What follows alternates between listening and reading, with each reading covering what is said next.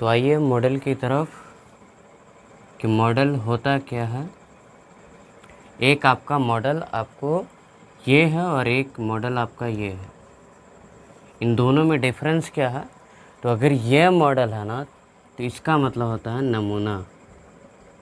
ठीक है, जैसे ऐश्वर्या राय, सुष्मिता सेन, तो ये आपका मॉडल है, नमूना है।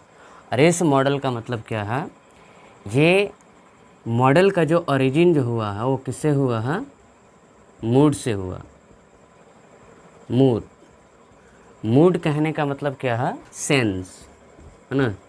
सेंस कि अगर आप कुछ कहना चाहते हैं, मतलब आप जो कुछ भी कहना चाहेंगे तो आपके अंदर कुछ न कुछ क्या छुपा हुआ होगा? भाव छुपा होगा। ठीक है, अब वो भाव क्या क्या हो सकता है? जैसे आप क्या बता सकते हैं? एबिलिटी, एबिलिटी हो गया, क्षमता हो गया। या आप क्या दिखा सकते हैं? कैपेबिलिटी, कैपेबिलिटी हो गया। या रिक्वेस्ट कर सकते हैं, जैसे बैठ जाइए, है ना, तशरीफ़ रखिए। ये सब रिक्वेस्ट क्या है? मेहरबानी करके बैठ जाइए। ठीक है, तो रिक्वेस्ट हो गया। ऑर्डर हो गया, आप आदेश देंगे। क्वेश्चन करेंगे, ठीक है, क्वेश्चन हो गया। या आपके अंदर क्या होगा? ब्लेस या कर्स। कर्स का मतलब क्या होता है? कोसना भी होता है और अभिशाप देना भी होता है। ठीक है, तो ये जितने सारे आपके अंदर जो आप कहना चाहेंगे, आपके अंदर जो भाव होगा, वो ये सब आपको मॉडल देगा। ठीक है, इसीलिए हम लोग इन्हीं चीज़ों को बताने के लिए, व्यक्त करने के लिए मॉडल पढ़ते हैं। ठीक है, अब ये मॉडल को ना, मॉडल को ही क्या बोला जाता है? Helping verb. ठीक है, मॉडल को आप क्या बोल सकते हैं? Helping verb, helping verb. या इसी को दूसरा नाम भी है, क्या है?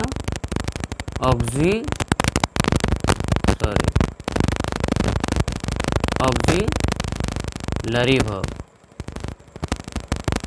या इसी का और भी नाम है, स्पेशल फाइनाइट के भी नाम से जाना जाता है, स्पेशल फाइनाइट्स या एनोमेलस फाइनाइट। एनोमेलस का मतलब क्या होता है? इसका मीनिंग की अगर बात करें तो एनोमेलस का मतलब होता है बेढंगा। ठीक है, जो फिक्स शेप साइज में नहीं हो उसको बोलता है एनोमेलस। ठीक है, एनोमेलस फाइनाइट। या इसी का एक और भी नाम है 24 फ्रेंड्स ऑफ नॉट। क्यों बोला जाता है 24 फ्रेंड्स ऑफ नॉट? इसको अभी हम लोग समझेंगे। और यहाँ से आपको एक चीज़ क्लियर हो गया होगा कि मॉडल टोटल होते कितने हैं। तो आपको पता चल गया कि मॉडल जो हैं 24। ठीक है, अब वो कौन कौन मॉडल है? जैसे एम हो गया, is, are, was, were, do, does, did, have, has, had, can, could, may, might, must, shall, should,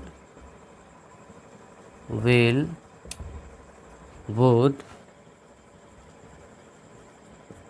ought to, OUGST, ought to, used to, need not, dare not। ये आपका 24 मॉडल। ठीक है, count कर लेते हैं। 1 2 3 4 5 6 7 8 9 10 11 12 13 14 15 16 17 18 19 20 21 22 23 24। ये टोटल आपका model कितने हैं? 24। कोई दिक्कत? अब आप पूछोगे कि 24 फ्रेंड्स ऑफ नॉट क्यों कहा जाता है? तो इसका सिंपल जवाब क्या है कि मॉडल जो है वो, जैसे हमने लिखा इज़ नॉट। ठीक है, तो इसको एब्रीविएशन फॉर्म में हम कैसे लिखते हैं? इजंट, है ना। तो ये सारे वर्ड जो हैं, जैसे हमको कैनॉट लिखना है तो इसको आप ऐसे भी लिख सकते हैं, तो इसीलिए इसको 24 फ्रंट्स ऑफ नोट्स के नाम से जाना जाता है। चलिए, तो अब हमें आगे जो शुरुआत करने जाना है, तो सबसे पहले हम क्या पढ़ेंगे कि use of am is are was were. ठीक है, तो एम इज आर में am is are was were जो है, इसी को आप कई किताब में किस नाम से आपको मिल जाएगा, टू बी के नाम से भी मिल जाएगा। अब टू बी के नाम से क्यों कहा जाता है कि am is are was were का मतलब क्या होता है, बी का मतलब होता है होना, और होना जो है, जैसे आप किसी चीज़ का अस्तित्व में होना, ये आपको कौन बताएगा, am is are was were. ठीक है, अब इसमें भी सबसे पहले जो हम किसके बारे में पढ़ने जा रहे हैं, एम इज आर के बारे में जा रहे हैं। ठीक है, अब एम इज आर का इस्तेमाल किसके साथ करते हैं। ठीक है, तो जनरली आपका जो जवाब होगा, आप क्या बोलेंगे कि आप जो जानते हैं, आप बोलेंगे कि आई के साथ एम क्या है, फिक्स्ड है, ठीक, और सिंगुलर है। सिंगुलर कहने का मतलब क्या है, वन, तब क्या लगाना है, इज, और प्लूरल है, प्लूरल कहने का मतलब मोर देन वन, तब आप क्या लगा देंगे, आर लगा देंगे।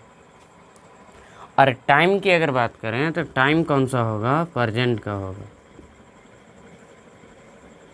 ओके, चलिए, क्या इसके अलावा और भी कुछ जानते हैं। चलिए, अब हम जो शुरुआत करेंगे ना कि एम इज आर से वाज वर से जितने भी स्ट्रक्चर बनेंगे वो सारा का सारा हम इसी यूज में पढ़ेंगे। ठीक है, चलिए नेक्स्ट, अब आगे हम बात करते हैं एम इज आर का यूज़ पे, किसके अलावा एम इज आर का इस्तेमाल, और हमारे मतलब दिमाग में ऐसी कौन सी ख्याल होगा कि हम सारे मॉडल को साइड में करके एम इज आर ही लगाएंगे, ऐसी क्या ख्याल होगा। तो यूज़ नंबर वन कि अगर आपको to show shape, size, colour, merit, demerit, status, number, name, as,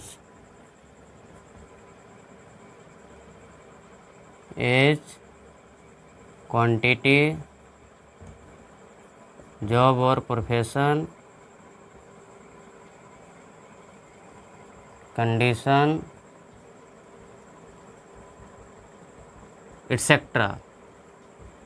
अगर ये सब आपको दिखाना है, शेप बताना है, साइज बताना है, कलर बताना है, ठीक है, डिमेरिट बताना है, नेम बताना है, नंबर बताना है, एज बताना है, तो आप सारे मॉडल को छोड़कर आप एम इज आर की तरफ जाएंगे। अगर प्रेजेंट में बात करना है तो, प्रेजेंट में अगर बात करना है तो आप एम इज आर का इस्तेमाल करेंगे। कब, जब अगर आपको shape, size, colour, merit, demerit बताना है तब। ठीक है, शेप का मतलब क्या होता है, आकृति, साइज का मतलब क्या होता है, आकार, ठीक है, कलर का मतलब तो जानते हैं। तो जैसे अगर हमने बोला कि पृथ्वी गोल है, तो हम किसकी बात कर रहे हैं, शेप की बात कर रहे हैं। आकाश विशाल है, किसकी बात कर रहे हैं, साइज की बात कर रहे हैं, वह गोरा है, ठीक है, ये कलर की बात कर दी। वह मेहनती है, वह आलसी है, मेरिट, डिमेरिट हो गया। एज की बात कर रहे हैं, वह 20 साल का है, वह 10 साल का है, एज हो गया। नेम की, वह राम है, सोहन है, नाम हो गया। कंडीशन, वह बूढ़ा है, जवान है। स्टेटस, वह अमीर है, गरीब है, ठीक है। क्वांटिटी की अगर बात कर रहे हैं तो इस बर्तन में 20 लीटर दूध है, तो ये क्वांटिटी की बात हो गई। और अगर नंबर की बात कर रहे हैं, यहाँ पे ढेर सारी कुर्सियाँ हैं, ये नंबर की बात हो गई, ठीक है। जॉब प्रोफेशन, वह डॉक्टर है, वह शिक्षक है, वह इंजीनियर है, ये आपका जॉब या प्रोफेशन होगी। अगर इन सब को अगर बताना है तो आप सारे मॉडल को छोड़कर आप किसके तरफ जाएंगे, एमेजार की तरफ जाएंगे, अगर टाइम क्या दिखाना हो प्रेजेंट में बताओ। ठीक है, कोई दिक्कत यहाँ तक नहीं होगा। अब इसको आगे जानने से पहले, है ना, सबसे पहले आपको तो ये समझना होगा कि एमेजार तो ठीक है इस्तेमाल करेंगे, लेकिन हम क्या देखेंगे। तो सबसे पहले हमको क्या जानना पड़ेगा, सब्जेक्ट वर्ड, मतलब जो बेसिक कंसेप्ट है ना, बेसिक कंसेप्ट को आपको जानना पड़ेगा, तभी आप उसको, मतलब आप एमेजार है या कोई भी मॉडल है, आप उसको ठीक तरीके से इस्तेमाल कर पाओगे। ठीक है, तो एमेजार इस्तेमाल करने से पहले सबसे पहले आपको क्या पता होना पड़ेगा कि सब्जेक्ट क्या होता है। ठीक है, ऑब्जेक्ट क्या होता है। ठीक है, सब्जेक्ट कॉम्प्लीमेंट क्या है, ऑब्जेक्ट कॉम्प्लीमेंट क्या है, इडियम क्या है, फ्रेज क्या है, क्लॉज क्या है, सेंटेंस क्या है। तो ये सभी चीज़ जो है वो हम लोग पढ़ते हुए चलेंगे। ठीक है, तो अगर आपको एमेजार लगाना है तो सबसे पहले आपको क्या लिखना पड़ेगा, सब्जेक्ट को बताना पड़ेगा, और सब्जेक्ट के हिसाब से ही क्या लगाएंगे, एम इज़ आर लगाएंगे। ठीक, और उसके बाद आपका जो शेप साइज है, कलर मेरिट है, ठीक है, उसके बाद आप रख देंगे, एटसेट्रा कर दें। इसी को हम लोग टेक्निकली क्या बोलते हैं, एडजेक्टिव बोलते हैं। तो सब्जेक्ट अगर आपका क्या है, सिंगुलर है, सब्जेक्ट अगर आपका वन है मतलब सिंगुलर है, तब आप इज़ लगा लेंगे, और सब्जेक्ट अगर आपका प्लूरल है मतलब मोर देन वन है, तो आप आर लगा लेंगे। अगर सब्जेक्ट आपका आई है तो आप एम लगा लेंगे, और उसके बाद आपका शेप साइज कलर मेरिट होगा। ठीक है, आगे तो अब सबसे पहले आपको ये जानना पड़ेगा कि जो सब्जेक्ट के स्थान पे जो वर्ड हमने इस्तेमाल करने जा रहे हैं, तो उसका आर्टिकल से क्या रिलेशन है और सिंगुलर प्लूरल से क्या रिलेशन है। ठीक है, ओके, तो चलिए अभी हम लोग धीरे धीरे आगे की तरफ हम लोग बढ़ेंगे। ठीक, तो इसको जानने से पहले, है ना, मतलब मैं कुछ सेंटेंस लिख रहा हूँ। जैसे हमने लिखा गरीब लाचार होते हैं, तो हमने बना दिया पुअर्स आर हेल्पलेस, या पुअर आर हेल्पलेस, या हमने लिख दिया द पुअर इज हेल्पलेस। और आपसे किसी ने पूछा कि बताओ इनमें से कौन सा है, या दूसरा सेंटेंस आपसे पूछ दे कि बताओ तुम छात्र हो, आपने इंग्लिश बना दिया यू आर अ स्टूडेंट, या आपने बनाया यू आर अ स्टूडेंट।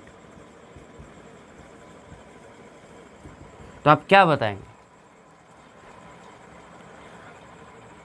तो अगर आप इसको जब तक नहीं समझेंगे कि जो वर्ड आया है सब्जेक्ट के स्थान पे है या फिर ऑब्जेक्ट के स्थान पे है, उसके साथ आर्टिकल का क्या रिलेशन है और सिंगुलर प्लूरल से क्या रिलेशन है, तब तक आपसे गलती जो है वो छोटी मोटी जो है वो होती रहेगी।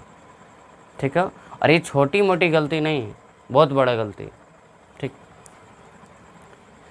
चलिए अब नेक्स्ट हम लोग क्या शुरुआत करते हैं। पहले हम subject, object, predicate, subject complement, object complement, idiom, phrase, ये सब को हम लोग बारी बारी से समझेंगे, और उसके बाद हम लोग मॉडल की तरफ रुख मोड़ेंगे।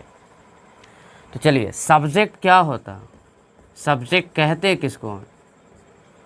तो सब्जेक्ट क्या है, हम लोगों को जिस सब्जेक्ट के बारे में पढ़ना है, तो सबसे पहले तो हम जिस चीज़ को हम पढ़ने जा रहे हैं उसको पहले हम लोग डिफरेंट मीनिंग भी समझ लेते हैं कि क्या होता। तो सब्जेक्ट को अगर आप नाउन की तरह इस्तेमाल करेंगे तो इसके कई मीनिंग। ठीक है, आप इसका मतलब क्या होता है, सब्जेक्ट का मतलब होता है विषय, और एक सब्जेक्ट का मतलब क्या होता है सिटीजन, नागरिक। ये नाउन की तरह है।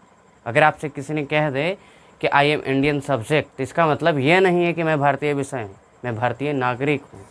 ठीक है, तो सब्जेक्ट को अगर आप नाउन की तरह इस्तेमाल करेंगे तो इसका आपका कितने मीनिंग है, 2 मीनिंग, विषय और नागरिक। ठीक, आगे सब्जेक्ट को अगर आपको वर्ब की तरह इस्तेमाल करना है, वर्ब की तरह अगर आप इस्तेमाल किए तो इसका मतलब होता है अंतर्गत होना, अंतर्गत होना या अधीन होना। ठीक है, ओके। और हमें जो सब्जेक्ट के बारे में जो पढ़ना है ना वो क्या है, डूअर है। डूअर किससे बना है, डू से बना है। डू क्या है, एक्शन है, और डू का मतलब होता है करना, और डूअर का मतलब क्या हो गया, करने वाला। ठीक है, तो ये तो बात समझ में आ गया कि जो करेगा, जो करने वाला होगा, काम को करने वाला होगा, उसको सब्जेक्ट बोलेंगे। जैसे हमने क्या लिखा कि राम हेल्प्स मी, तो यहाँ पे करने वाला कौन है, मदद जो कर रहा है वो कौन है, राम है। तो इसलिए राम क्या हो गया, सब्जेक्ट हो गया। तो इसको आप लैंग्वेज में अगर लिखना चाहें तो क्या लिखेंगे कि one who does an action it is called subject. कोई दिक्कत नहीं। चलिए, अब कई बारी क्या होता है कि अगर आपसे अगर किसी ने पूछ दे कि बताओ India is a big country, अभी जो जिस डेफिनेशन को अभी हमने देखा कि काम करने वालों को क्या बोलते हैं, सब्जेक्ट। अब ये सेंटेंस में जो हमने लिखा है कि India is a big country, अब इस सेंटेंस में आपको बताना है कि काम क्या है। क्या काम करने वाला है, नहीं है। क्या इसमें बिग काम है, कंट्री काम है, नहीं है।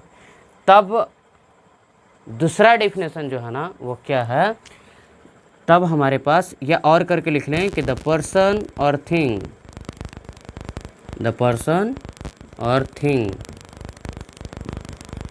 That is being informed about, कि कोई व्यक्ति है या वस्तु है जिसके विषय में इन्फॉर्म किया जा रहा, ठीक है, या इन्फॉर्मेशन दी जा रही है, उसको क्या बोलते हैं, सब्जेक्ट बोलते हैं। तो यहाँ पे India is a big country जो है, इसमें किसके बारे में चर्चा हो रहा है, किसके बारे में इन्फॉर्मेशन दिया जा रहा है, तो इंडिया के बारे में दिया जा रहा है, इसलिए इंडिया क्या हो गया, सब्जेक्ट हो गया। चलिए, ये बात समझ में आ गया, सब्जेक्ट आपको बहुत अच्छे से समझ में आ गया होगा, मैं ये उम्मीद करता हूँ। अब आगे आपको क्या जानना है, प्रेडिकेट, कि प्रेडिकेट किसको कहते हैं, प्रेडिकेट। तो प्रेडिकेट जो हो गया वो सब्जेक्ट का जो भी इन्फॉर्मेशन होगा ना, सब्जेक्ट के बारे में जो भी इन्फॉर्मेशन होगा, the information that is given about the subject, कि सब्जेक्ट के बारे में जितनी भी जानकारी दिया जाएगा उसको आप क्या बोलोगे, प्रेडिकेट बोलोगे। ठीक है, जैसे हमने यार राम हेल्प्स मी ही लिखा, या India is a big country हमने लिखा, तो इसमें जो प्रेडिकेट जो है वो क्या है कि सब्जेक्ट के विषय में कितनी इन्फॉर्मेशन है, ये पूरा का पूरा इन्फॉर्मेशन है। ठीक है, तो इसलिए इसको आप क्या बोलोगे, प्रेडिकेट बोलोगे। ठीक है, और इंडिया आपका क्या हो गया, सब्जेक्ट हो गया। ओके, चलिए अब आगे समझिए। एक चीज़ और समझ लीजिए कि जो सब्जेक्ट जो होगा ना, सब्जेक्ट जो बनेगा आपका, वो नॉर्मली ज़्यादातर वो आपका या तो नाउन होगा या तो प्रोनाउन होगा। 90% केस में सब्जेक्ट का जो काम करेगा वो नाउन या प्रोनाउन करेगा। अभी ऐसा नहीं है कि सिर्फ नाउन और प्रोनाउन ही सब्जेक्ट के रूप में काम करता है। ठीक है, मैंने ये बोला भी नहीं है, इसीलिए हमने 90% लिखा। ठीक है, वर्ब से भी सब्जेक्ट को शुरुआत किया, मतलब वर्ब भी सब्जेक्ट के स्थान पर रहता है। ठीक है, ऐसी कोई दिक्कत नहीं। चलिए अब आगे समझिए, ऑब्जेक्ट क्या होता है, ऑब्जेक्ट किसको कहते हैं।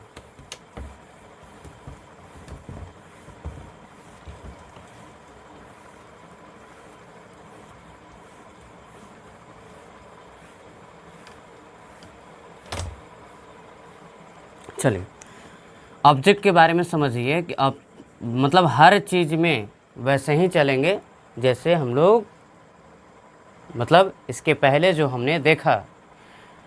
तो ऑब्जेक्ट में भी वही चीज़ें, इसके पहले सबसे पहले हम इसका क्या जानेंगे, डिफरेंट मीनिंग को जानेंगे कि ऑब्जेक्ट का अगर आप नाउन की तरह इस्तेमाल करेंगे तो इसका मतलब होता है कोई चीज़ या वस्तु, कोई चीज़ या वस्तु। जैसे हमने बोला कि दिस इज़ एन ऑब्जेक्ट, तो ये क्या है, कोई चीज़ है या वस्तु है।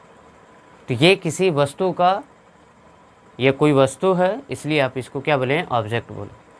और ऑब्जेक्ट को अगर आप वर्ब की तरह इस्तेमाल करेंगे तो इसका मतलब होता है अपोज, है ना, विरोध करना,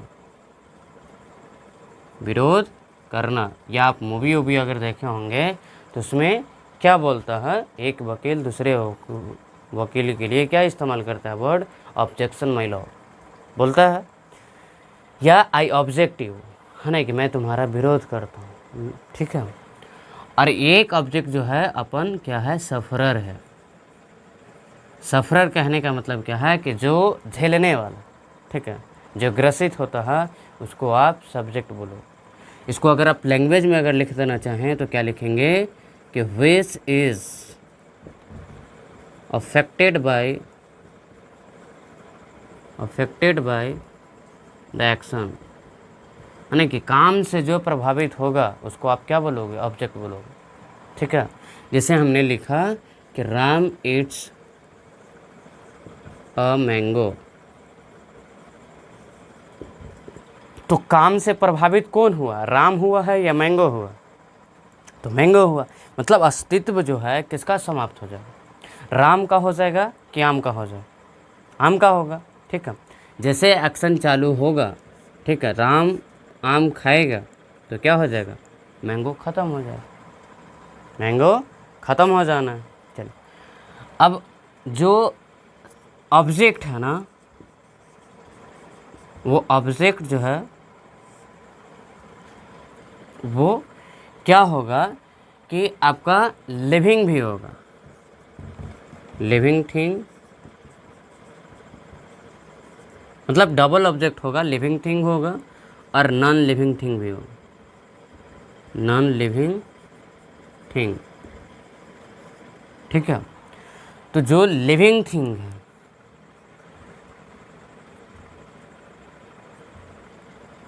जो लिविंग थिंग है उसको क्या बोलते हैं, एक मिनट भाई,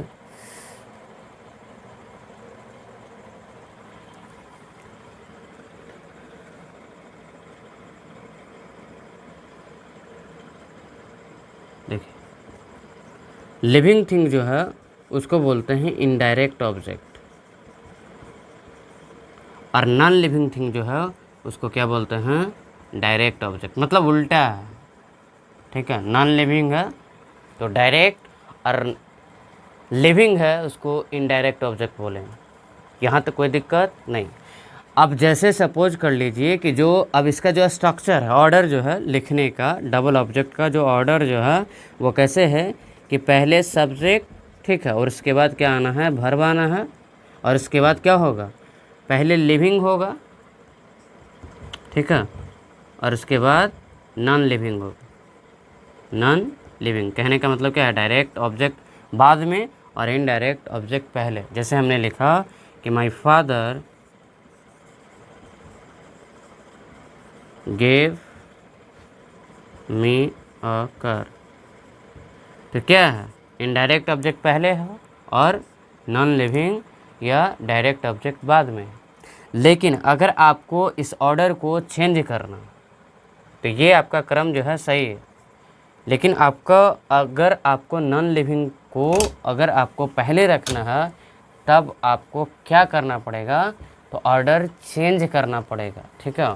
और ऑर्डर चेंज करने के लिए आपको क्या लगाना पड़ेगा, प्रीपोजिशन लगाना पड़ेगा, सूटेबल प्रीपोजिशन का इस्तेमाल करेंगे,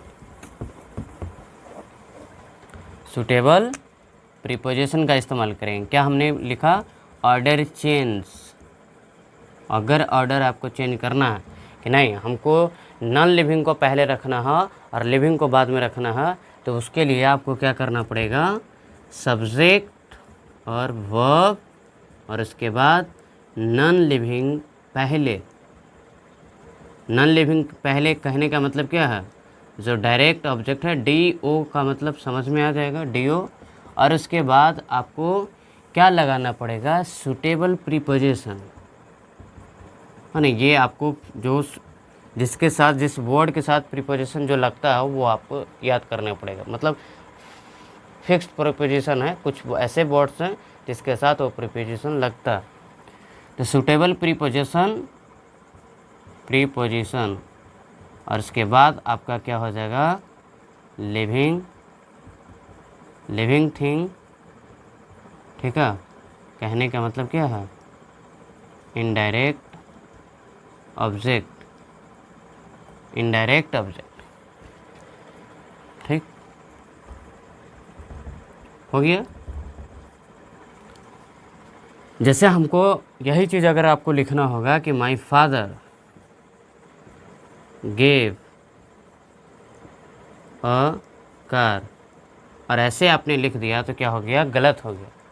कि अगर आपको नॉन लिविंग लेकर आना है पहले, तो उसके लिविंग और नॉन लिविंग के बीच में आपको प्रीपोजिशन का इस्तेमाल करना पड़ेगा। अगर आपने नहीं किया तो इट्स अ ब्लंडर मिस्टेक, ठीक है। आगे, अब आगे आपको क्या समझना है, कॉम्प्लीमेंट के बारे में जानना है, ठीक है। कॉम्प्लीमेंट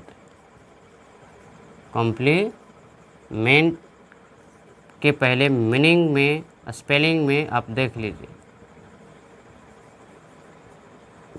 देखिए ये जो कॉम्प्लीमेंट है ना, ये वर्ब है। इसका मतलब होता है तारीफ या प्रशंसा करना। और ये आपका जो कॉम्प्लीमेंट है इसका मतलब होता है पूरक। तो हमें इसी के बारे में पढ़ना है। तो आज के लिए हम लोग इतना ही रहने देते हैं। अब नेक्स्ट आपका जो चीज़ें बचा हुआ उसको हम लोग अगले वीडियो में देखेंगे। Thank you, all the best, take care, have a nice day, okay.